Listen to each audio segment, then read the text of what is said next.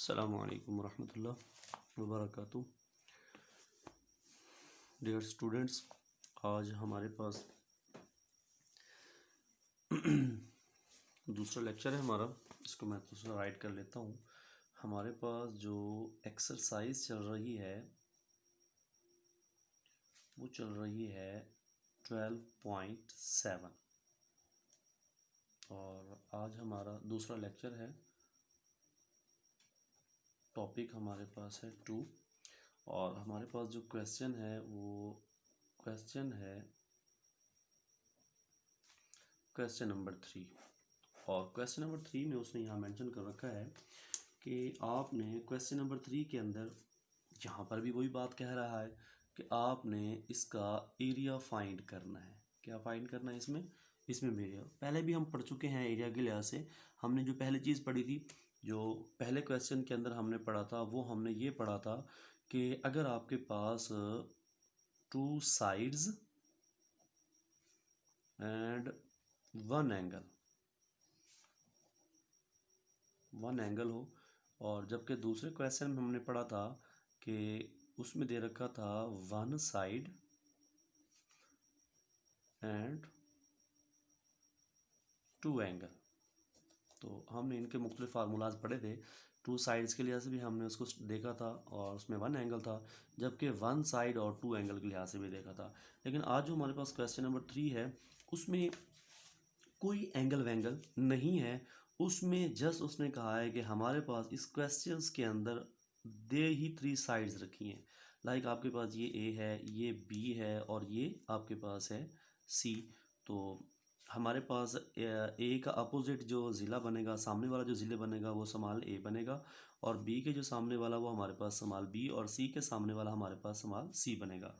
तो आज उस क्वेश्चन में जो हम करने जा रहे हैं वो हमने इसका एरिया फाइंड आउट करना है।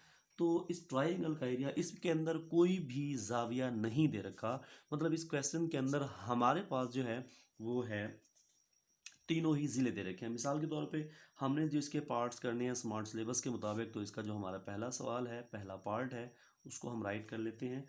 तो हमारे पास ए जो है वो इक्वल है 18 के, और हमारे पास जो बी है वो इक्वल है 24 के, और हमारे पास जो सी है वो इक्वल है 30 के। तो ये हमारे पास तीनों ज़िले दे रखे हैं। इसमें किसी भी जाविये का इंटरफेयर नहीं है।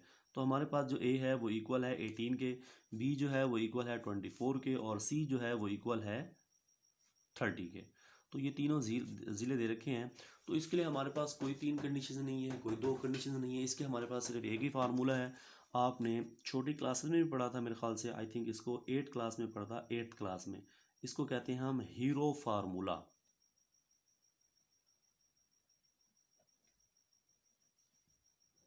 हीरो फार्मूला इसको हम लिखते हैं एरिया। तो हीरो फार्मूला होता कौन सा है इसको हम देख लेते हैं। Area of triangle A B and C equal होता है ये S into S minus A, और उसके बाद एस माइनस बी और एस माइनस सी, और इस पूरे के ऊपर होती है स्क्वायर रूट। तो ये फार्मूला होता है एस इंटू एस माइनस ए, एस माइनस बी और एस माइनस सी। अगर हम इस फार्मूले को देखें तो इसके अंदर हमारे पास ए बी है पड़ा हमारे पास, वो हमें गिवन है, हमें बी भी गिवन है और हमें सी भी गिवन है। ये तीनों चीज़ें हमारे पास हैं पड़ी। इसमें अगर नहीं है तो वो हमारे पास एस नहीं है। क्या नहीं है बच्चा? हमारे पास एस नहीं है। तो हमें एस चाहिए। तो एस का भी फार्मूला आपने इसी के साथ ही पढ़ा होगा। वो था कि अगर उन 3 साइड्स का सम लिया जाए और उन 3 साइड्स के सम को 2 पे डिवाइड कर लें तो हमें जो है वो एस हासिल हो जाता है। तो सेम हम इसी के मुताबिक हम इसको करते हैं। हमें एस चाहिए क्योंकि जब तक हमारे पास एस नहीं आता तो हम इसका एरिया फाइंड आउट नहीं कर सकते। इसलिए एस को लाने के लिए हम फिर क्या करते हैं, ए की जगह पे वैल्यू पुट कर देते हैं। ये 18 आ जाएगी, प्लस आपके पास 24 आ जाएगा, प्लस आपके पास सी की जगह पे 30, और बटे में आपके पास 2 वैसे का वैसे आ जाएगा। तो हम इसका एस फाइंड करते हैं। अगर हम इसको जमा करें तो हमारे पास इसका 2 आ जाएगा, यहाँ पे एक बच जाएगा, ये हो जाएगा 4 और 2 6, 6 और 1 हमारे पास हो जाएगा 7, और यहाँ पे आ जाएगा आपके पास 2। तो हमारे पास जो एस आ जाएगा वो हमारे पास 36, ये हमारे पास ऐसा आ गया। हमारे पास ऐसा आ गया तो बाकी चीज़ें हम इसके अंदर पुट कर सकते हैं। एस की जगह पे आपके पास आ जाएगा 36 और सेम हमारे पास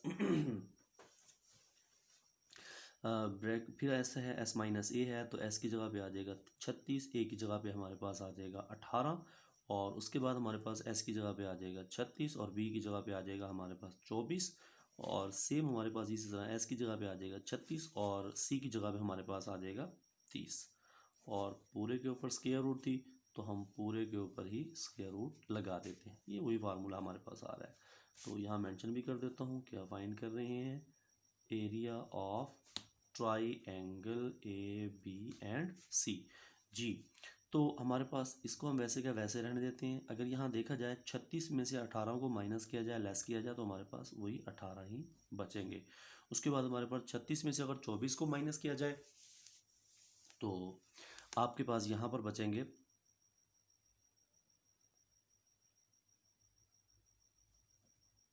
12। उसके बाद आप यहाँ पर अगर माइनस करते हैं तो आपके पास बचेंगे टोटल 6 और इसके ऊपर आ जाएगी आपके पास स्क्वायर रूट। अगर आप इन चारों का प्रोडक्ट लेते हैं,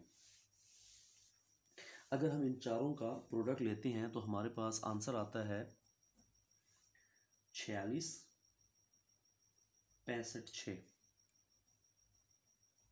इसके ऊपर स्क्वायर रूट, अगर हम इसकी स्क्वायर रूट लेते हैं तो हमारे पास आंसर आता है 216 मतलब 216। तो साफ जाहिर बात है इसका भी कोई यूनिट नहीं है तो हम इसका एरिया फाइंड कर लें, इसलिए हमारे पास इसका जो यूनिट आएगा वो आएगा स्क्वायर यूनिट। इसका फर्स्ट पार्ट हो गया। सेम सेकंड पार्ट जो है वो इसके जैसा ही है, इसको आप खुद से कर लीजिएगा। तो नेक्स्ट हमारा जो स्मार्ट सिलेबस के मुताबिक है वो हमारे पास क्वेश्चन है, वो हमारे पास क्वेश्चन है क्वेश्चन नंबर 4। हम इसको भी रीड कर लेते हैं। क्वेश्चन नंबर 4 भी हमारे सिलेबस का हिस्सा है, हम इसको पढ़ लेते हैं। यहाँ पर उसने मेंशन कर रखा है the area of a triangle is 2437 if A is equal to 79 and C is equal to 97 then find angle of B beta. तो अब देखें यहाँ पर उसने एक बात मेंशन की है, ये हमारे पास क्वेश्चन नंबर 4 है, इसको हम करते हैं। उसने ये कहा है कि यहाँ पर एरिया ऑफ ट्राइएंगल जो ABC था वो उसने दे रखा है, वो हमारे पास है 2437 मतलब 2437 स्क्वायर यूनिट नहीं मेंशन किया हुआ, चलें कोई नहीं। और उसके साथ साथ उसने यहाँ पर जो ए है वो भी दे रखा है और ए हमारे पास है 79 मतलब 79। उसके बाद हमारे पास जो सी है वो हमारे पास है 97 और यहाँ पर मेंशन ये कर रहा है कि आपने यहाँ पर बीटा को जो है वो फाइंड आउट करना है। तो देखें जी यहाँ पर पहली बात तो ये है कि पहले हम किसी भी ट्राइंगल होती थी ना तो उसका हम एरिया फाइंड करते थे, बट यहाँ इस सवाल के अंदर उसने क्या किया है, उसने इस सवाल के अंदर एरिया दे दिया है, एरिया भी दे दिया है और दो ज़िले भी दे दिए हैं और कहता है जी आप क्या करें यहाँ पर इसका जो इंक्लूडेड एंगल है, तो इसे मुराद ये हुआ ना इंक्लूडेड। तो मैं इसकी थोड़ा सा डायाग्राम बना लेता हूँ, डायाग्राम के मुताबिक ही मैं आपको थोड़ा सा समझाने की कोशिश करता हूँ। देखिए जी ये हमारे पास ए है, ये हमारे पास बी है, ये सी है। ए पर हमारे पास बनेगा अल्फ़ा, बी पर हमारे पास बनेगा बीटा और सी पर हमारे पास एंगल होगा गैमा। ए के सामने वाला जो ज़िला होगा वो स्मॉल ए होगा, बी के सामने वाला बी होगा और सी के सामने वाला स्मॉल सी होगा। तो अब कहने का मकसद ये है, अब इसको अगर गौर से देखा जाए, उसने कहा इस ट्राइएंगल का जो अंदरूना है ना, जो अंदर वाला रकबा है, एरिया है, वो उसने दे रखा है, वो हमारे पास है बड़ा। और कहता ये है कि उसमें एक ज़िला ए भी दे रखा है। देखें उसने एक ज़िला ए भी दे दिया है और दूसरा उसने ज़िला दे दिया है सी। और इन दोनों का ए और सी का अगर देखा जाए तो जो इनक्लूडेड मतलब इनके दरमियान जो एंगल पाया जा रहा है वो हमारे पास है बीटा और हमने बीटा फाइंड करना है। तो हमने इसके बारे में पढ़ा था कि अगर किसी भी ट्राइंगल के लिहाज से दो ज़िले आ जाएं और एक जाविया आ जाए तो उसका फार्मूला होता है area of triangle A B C half C A या ए सी और साइन ऑफ बीटा। तो अब देखें इस सवाल के अंदर उसने इसका एरिया दे दिया है और एरिया कितना दिया है, वो हमें दिया है 2437 इक्वल हमारे पास 1/2 आ जाएगा। और सी की जगह पे हमारे पास आ जाएगा, क्योंकि सी की वैल्यू भी उसने दे रखी है, वो है 97। और उसके बाद हमारे पास जो ए की वैल्यू है वो हमारे पास है 79। और सेम हमारे पास साइन ऑफ बीटा जो है, मतलब बीटा नहीं दे रखा तो बीटा हमने फाइंड करना है, बात की बात है, हम उसको फाइंड कर लेते हैं।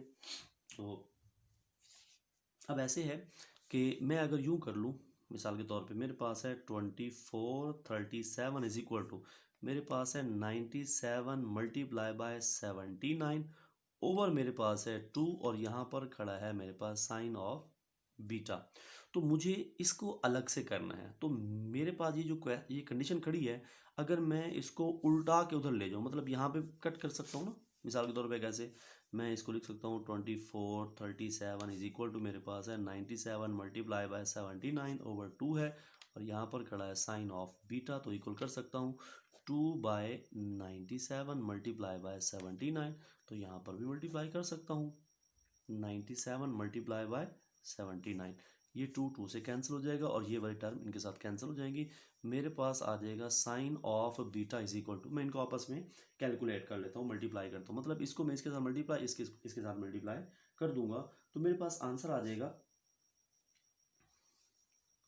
अगर इसको मल्टीप्लाई करो तो मेरे पास आ जाएगा 4874, और ओवर अगर मैं इन दोनों को मल्टीप्लाई करूं तो मेरे पास आंसर आ जाएगा 7663। अब अगली बात, मुझे क्या चाहिए, चलें हम इसको थोड़ा सा कैलकुलेट कर लेते हैं। अगर मैं इसको और इसको डिवाइड करूं तो मेरे पास इसका आंसर आता है 0.636। मुझे तो बीटा चाहिए, तो यहाँ भी साइन पे डिवाइड कर देंगे और यहाँ भी साइन पे डिवाइड कर देंगे, साइन साइन से कैंसिल हो जाएगा, हमारे पास बीटा वैसे का वैसे। अब यहाँ से साइन को ऊपर लेके जाएंगे, जब साइन को ऊपर लेके जाएंगे तो साइन इनवर्स बन जाएगा और ये आ जाएगा 0.636। तो बीटा वैसे का वैसे, कैलकुलेटर से आप क्या करेंगे, आप शिफ्ट का बटन प्रेस करेंगे और साइन प्रेस करेंगे, बहुत बार हम कर चुके हैं इस चीज़ को, कोई नई चीज़ नहीं है। तो इसका आंसर आपके पास आ जाएगा 39 पॉइंट, और बल्कि आप ऐसा करें, इसको आप डिग्री में कन्वर्ट करें, इसको ख़त्म ही कर दें, तो इसको 39 डिग्री और उसके बाद आपके पास 30 मिनट्स, ये आपका आ जाएगा एंगल। उसने भी हमें यही कहा था कि इस क्वेश्चन का जो है वो आपने एंगल फाइंड आउट करना है। वो कौन सा एंगल फाइंड आउट करना था कि उसने उसी सवाल के अंदर उसने हमें दो चीज़ें दे रखी थी, एक तो उसने हमें एरिया दे रखा था पहले नंबर पे उस ट्राइंगल का, दूसरे नंबर पे उसने इसकी दो साइड ही दे रखी थी और ये कहा कि उसका आपने बीटा फाइंड करना है। तो अगर ए और सी के लिहाज से देखा जाए तो इसका इंक्लूडेड एंगल जो है वो बीटा ही बनता है, तो उसको हमने फाइंड आउट किया। ये हमारा क्वेश्चन नंबर 4 हो गया। और सेम इसी के साथ ही हमारे पास इसका क्वेश्चन नंबर जो है वो 5 है, उसको हम करते हैं। क्वेश्चन नंबर 5 को पहले तो हम रीड कर लेते हैं कि क्वेश्चन नंबर 5 में वो क्या कहता है।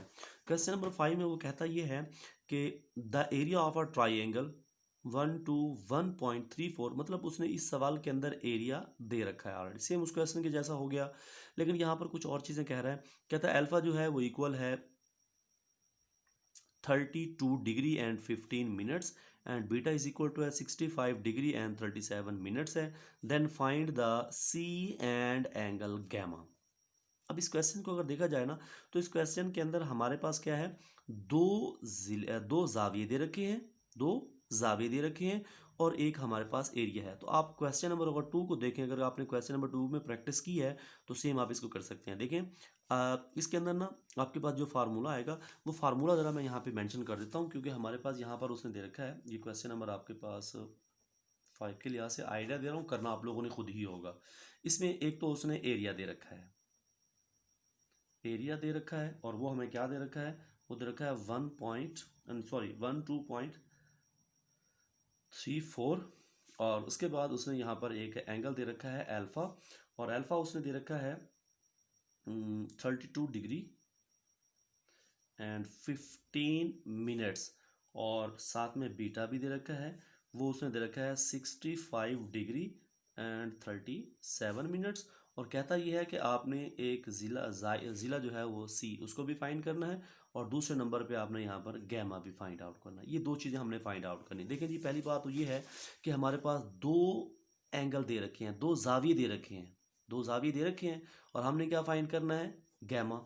तो आपने एक चीज़ पढ़ी होगी कि alpha plus beta plus gamma is equal to 180, मतलब किसी भी मुसल्लस के तीनों एंगल्स का सम लिया जाए तो 180 के इक्वल होता है।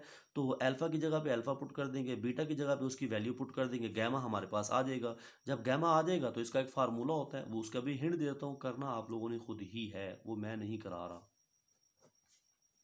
ट्राइंगल ए बी सी, अब यहाँ से देखेंगे उसने सी कहा है तो इसका मतलब है कि हमारे पास सी स्क्वायर आएगा, इसके साथ आएगा साइन ऑफ अल्फा और साइन ऑफ बीटा, ओवर हमारे पास आ जाएगा हाफ और साइन ऑफ गैमा। अब देखें बच्चा, आपके पास अल्फा भी है, आपके पास बीटा भी है और आपके पास सी और गैमा नहीं है। तो इसलिए आपने गैमा फाइंड आउट करने के लिए पहले आपने सम वाला फार्मूला अप्लाई करना है। अप्लाई करने के बाद यहाँ से आपने गैमा की वैल्यू फाइंड आउट करनी है और यहाँ पुट करके इसको कैलकुलेट करके, क्योंकि उसने एरिया भी दे रखा है, एरिया भी आ जाएगा, साइन अल्फा दे रखा है, साइन ऑफ बीटा आपके पास है पड़ा, और गैमा आप फाइंड कर लेंगे। जब यहाँ पुट कर लेंगे तो इंशाल्लाह आपके पास सी भी आ जाएगा। सो आपने इसको खुद ही करना है, जब तक आप नहीं करेंगे तो मेरे ख्याल में नहीं होगा। अगर फिर भी आपको मसला हो तो इंशाल्लाह आप मुझसे शेयर कीजिएगा, मैं आपको क्लियर करा दूंगा। ठीक है, अल्लाह हाफिज़।